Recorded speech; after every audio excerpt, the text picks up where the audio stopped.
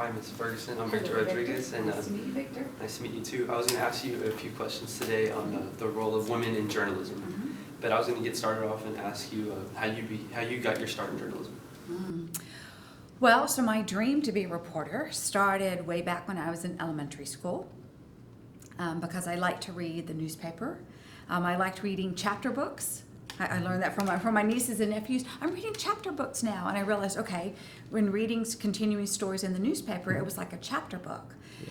And I found myself interested in what was going on, and I was always kind of nosy as a kid, so I thought, maybe I could be a reporter. And I always just I like to write as well, and I just kind of saw myself as maybe being a print reporter. So this idea came in elementary school. And then as I got into middle school, my family started watching more television news. I saw a woman doing local news. First, it was a woman doing local news, not a man. And then number two, it was a woman of color. Oh, wow. And because this woman looked like my mother, then I could see myself doing it as well. And that's where the seed of maybe being a broadcast journalism came to play. Was there anything that was harder to be a woman in journalism back then that's not so much a problem now? Well, back then, the boss in the newsroom, the number one boss in the newsroom, the number two boss in the newsroom, the number three boss in the newsroom, they were men.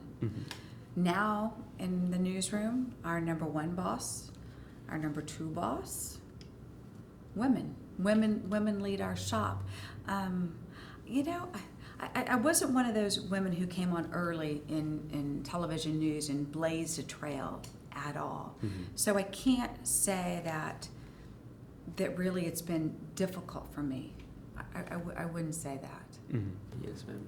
And let's see, who were some of your role models looking up? I know you told me you saw the woman reporter, and then that kind of inspired you. Were there any other role models along the way that you looked up to that you Who do I like to watch, kind of thing? Yes. Well, early on was the woman who was on WFA at the time, a woman named Iola Johnson.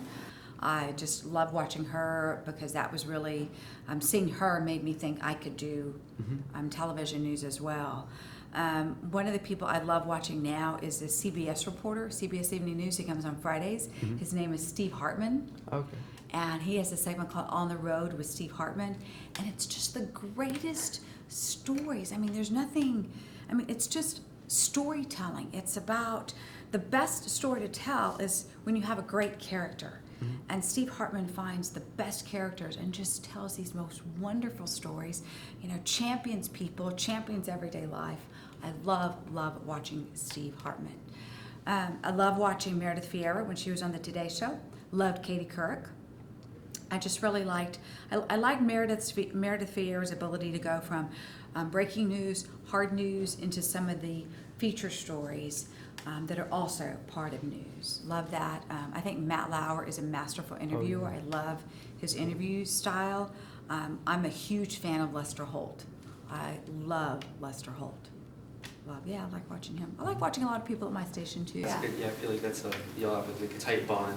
Yeah, we do. Lots of respect for each other. That's awesome. Yeah, we do. And I have one more question.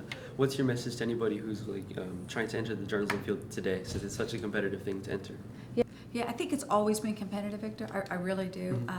But first of all, I would say if you think this is for you and you cannot see yourself doing anything else, you owe it to yourself to try. Go for it. You're going to make some stumbles along the way. You're not going to make a whole lot of money. You're going to work really, really long hours. You're going to be away from your family. You won't be there for Christmas, for Thanksgiving, Easter. Your birthday, you may be working. But if you cannot see yourself doing anything else, go for it. And the other thing I say is what we do is not a 9 to 5. It's not a job. What we do is a lifestyle. And if you can embrace that lifestyle and you have a curiosity, and like I said, you can't see yourself doing anything else, jump on in there.